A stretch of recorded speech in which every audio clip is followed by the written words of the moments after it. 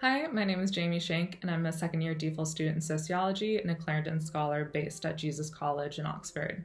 Very broadly, my research looks at how armed conflict impacts societies, how it can impact communities, how members of those communities interact with each other, interact with their local governments, and interact with the state writ large. It's a very broad topic, so my research while I've been here in Oxford has focused specifically on the case of Colombia, and it looks at how rural communities in Colombia that have been affected by armed conflict, either directly or tangentially, try to activate mechanisms of participatory democracy as a way of voicing their opinions and preferences about extractive projects, so oil and mining primarily. So to give a bit of context and why this is interesting and why I've chosen this topic, so since the 1990s, Colombia has introduced, along with other Latin American countries, a suite of tools of participatory democracy. So what that is specifically things like recalls, referenda, ways for people to participate in decision-making and governance that isn't just through their representatives. So think things like the Brexit vote, but on a very, very local level, rather than sort of voting for your elected representatives.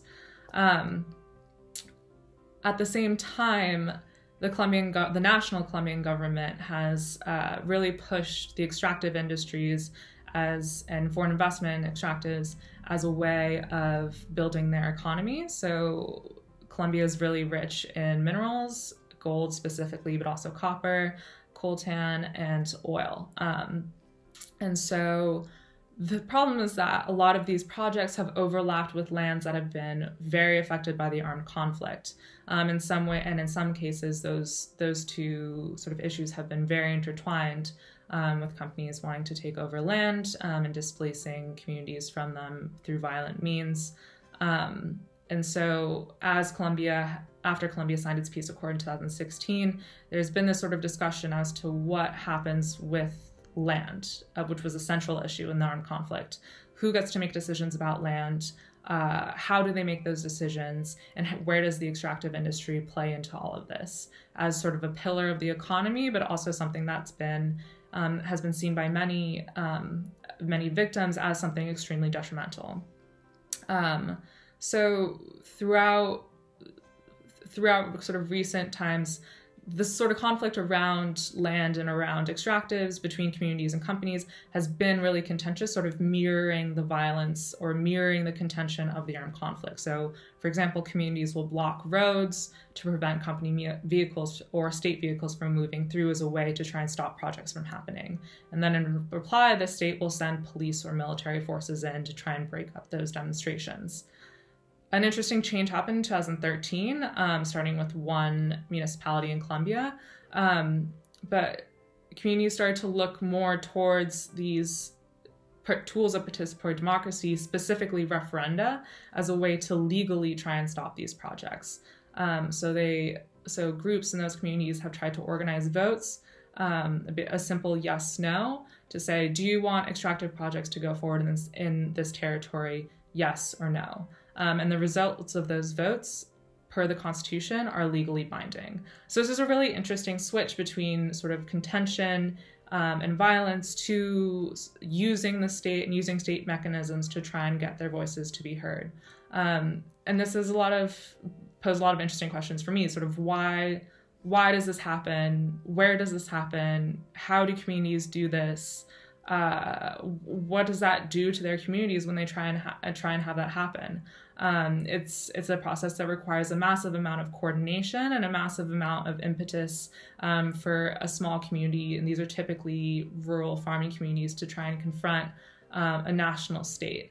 And so these are the questions that I've been grappling with through my thesis, and I've been really lucky to have the opportunity to try and figure them out in person. I spent all of Michaelmas this past year in Colombia and Bogota for the first phase of my fieldwork. While I was there, I was interviewing people who were involved in the process, different academics who are experts on the extractive industries, experts on the armed conflict, lawyers involved in these processes, community activists, people from companies, just trying to get a picture of what this looked like on the ground.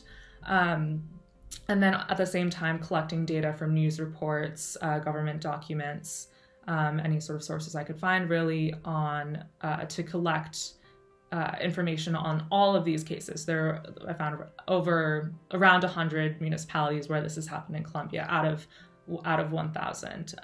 So nearly 10% of Colombian municipalities have tried to use this mechanism. COVID has obviously thrown a wrench into further field work, but I've been really lucky to have the data that I collected then, and then I'm very lucky that Colombia is a very data-rich country. A lot of research groups and universities, including the one that I was affiliated with in Bogota, La Universidad de los Andes, has collected really, really rich data on sort of socioeconomic indicators or political indicators, things like that I can really help to build out, that have helped me to build out my data set. So while I'm back here in Oxford for the foreseeable future, I've been sort of analyzing the data that I collected and then thinking about ways to move forward.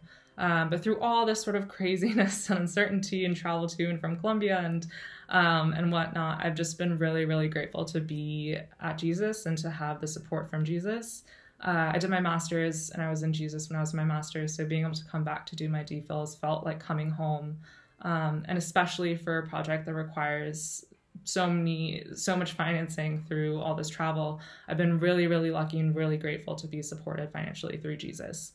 And then even extracurricular, like having access to things like the sporting grants has really let me round out my life while here in Oxford, being able to participate in sport. I was on the volleyball team, beat Cambridge, shoe the tabs. But just in general, I couldn't have asked for a better experience with the college and with my time here. So still have a ways to go, but I'm happy to have Jesus by my side the whole time. Thanks.